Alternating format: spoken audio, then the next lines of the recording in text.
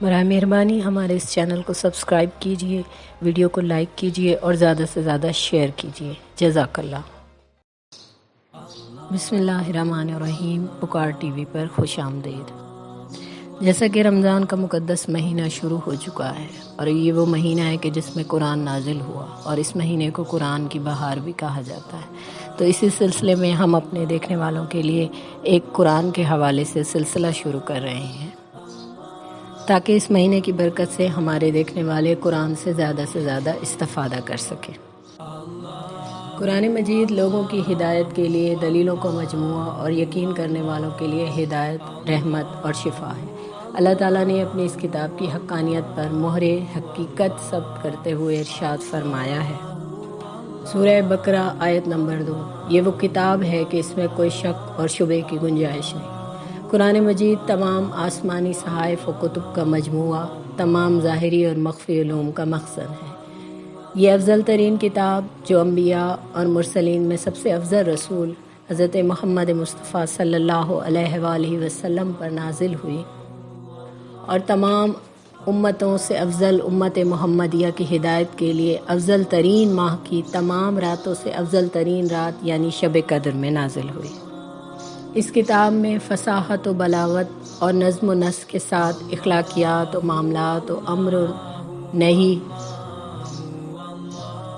معاشرت اور تمدن کے ساتھ ساتھ پیشن گوئیاں اور تاریخی حقائق اور عبرت و نصیحت وغیرہ کے انمول موتی بکھرے ہوئے ہیں۔ تمام ظاہری اور مخفی علوم کا مخزن ہے۔ حضرت امام حسن علیہ السلام کا ارشاد ہے کہ اللہ تعالیٰ نے 100 صحائف اور 4 کتابیں نازل کی ہیں۔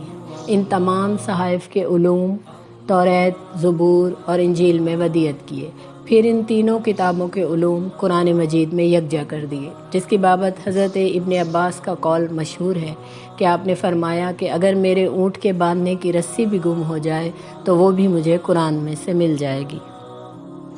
اللہ تعالیٰ نے اس کتاب کو مجید، عظیم، کریم، مبارک، مقدس، فرقان، ثقل اکبر، حکیم جیسی عظیم صفات سے نوازا ہے اور اس کی پاکیزگی کی طرف اشارہ کرتے ہوئے ارشاد فرمایا ہے۔ سورہ واقعہ آیت نمبر 79۔ اس کو بس وہی لوگ چھوتے ہیں جو پاک ہیں۔ ہمیں اس کتاب کی عظمت کو مد نظر رکھتے ہوئے اس کے وقار اور آداب کو بطور خاص ملحوظ رکھنا چاہیے۔ تلاوت قرآن مجید کی ابتداء میں تعوذ کی تلقین ان الفاظ میں کی گئی ہے۔ سورہ نحل آیت نمبر 98۔ پھر جب پڑھنے لگو تم قرآن تو پناہ مانگ لیا کرو اللہ کی شیطان مردود سے۔ اسی طرح دیگر مقام پر دعائیہ کلمات ذکر کیے گئے ہیں، جیسا کہ سورہ مومنون آیت نمبر 97۔ اے میرے پروردگار، میں شیاطین کے وسوسوں سے تیری پناہ مانگتا ہوں۔ تلاوت قرآن مجید کے وقت ایسے افعال کہ جن سے بے رغبتی، بے اعتنائی ظاہر ہوتی ہو، ان سے اجتناب کرنا ضروری ہے۔ مخصوص آداب مثلاً خضوع و خشوع، قبلہ رخ ہونا، یکسوئی، رجوع قلب اور باوضو ہونا وغیرہ قرآن مجید کی شان کے عین مطابق ہے۔ قرآن مجید ٹھہر ٹھہر کر قرات کے ساتھ پڑھنا چاہیے تاکہ تلفظ اور مخارج صحیح طور پر ادا ہو سکنے کے ساتھ معنی اور مفاہیم بطور کلی سمجھ میں آ سکیں۔ اس بات کی تاکید و تائید کے لیے ارشاد ہے سورہ مزمل آیت نمبر 4، اور قرآن کو باقاعدہ ٹھہر ٹھہر کر پڑھو۔ دوران تلاوت قرآن مجید مطالب اور مفاہیم پر خوب توجہ رکھنی چاہیے۔ جب آیات ثواب تلاوت کریں تو طلب رحمت اور آیات عذاب کے وقت طلب مغفرت کچھ اس طرح کریں کہ آپ پہلی حالت پر مسرور اور دوسری حالت پر غمگین نظر آئیں، کیونکہ ہمارے ائمہ اطہار خصوصاً امام موسیٰ کاظم علیہ السلام بوقت تلاوت قرآن مجید بہت گریہ کیا کرتے تھے۔ قرآن مجید ایسی کتاب ہے کہ جس کے سمجھنے کے لیے توفیقات الہی کا شامل حال ہونا بہت ضروری ہے۔ قرآن فہمی کے لیے قلب سلیم ہی سے رجوع کرنے پر ہدایت ابدی اور نصیحت حاصل کی جا سکتی ہے، جیسا کہ قرآن مجید میں اللہ تعالیٰ کا ارشاد گرامی ہے سورہ قمر آیت نمبر 17، اور یقیناً ہم نے اس قرآن کو نصیحت حاصل کرنے کے لیے آسان کر دیا، پس کوئی ہے نصیحت حاصل کرنے والا۔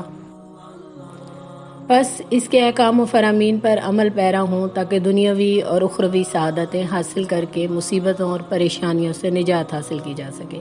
چنانچہ ارشاد باری تعالیٰ ہے سورہ انعام آیت نمبر 152 پر، یہ کتاب ہم نے اتاری ہے، برکت والی ہے، بس تم اس کی پیروی کرو، ڈرتے رہو تاکہ تم پر رحم کیا جا سکے۔ اگر کسی سے سوال کیا جائے کہ قرآن مجید کیوں نازل کیا گیا تو جواب ملے گا ہدایت اور رہنمائی کے لیے۔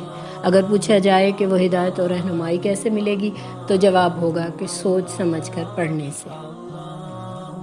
لعلہم یتفکرون افلا تعقلون افلا یتدبرون کے الفاظ بنی نوع انسان اور طالبان حق و صاحبان عقل کے لیے دعوت فکر ہے، جیسا کہ ارشاد گرامی ہے سورہ صاد آیت نمبر 29۔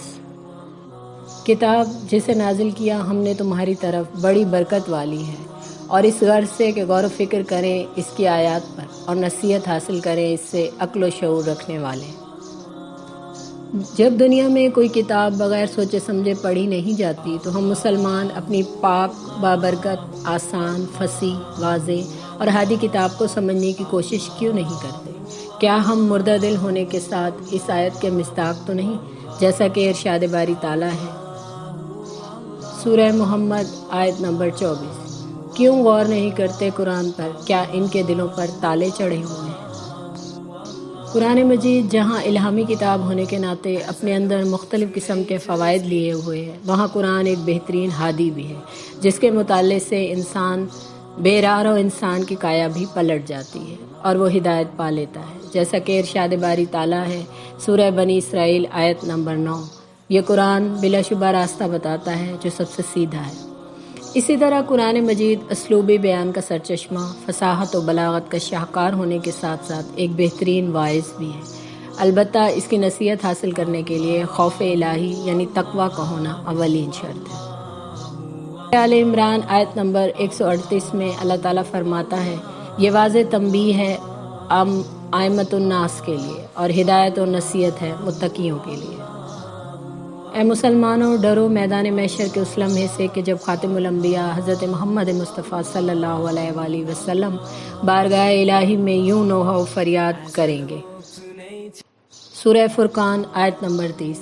اے میرے پروردگار، میری اس قوم نے اس قرآن کو چھوڑ دیا تھا، بس یہ قرآن بھی ہمارے خلاف حجت بن کر اٹھ کھڑا ہوگا۔ ہماری دعا ہے کہ اللہ تعالی ہم سب مسلمانوں کو آداب قرآن سیکھنے، اس پر غور و فکر کرنے، اس کے ساتھ تمسک رکھنے اور اس پر عمل کرنے کی توفیق عطا فرمائے، آمین۔ وآخر دعوانا ان الحمد للہ رب العالمین۔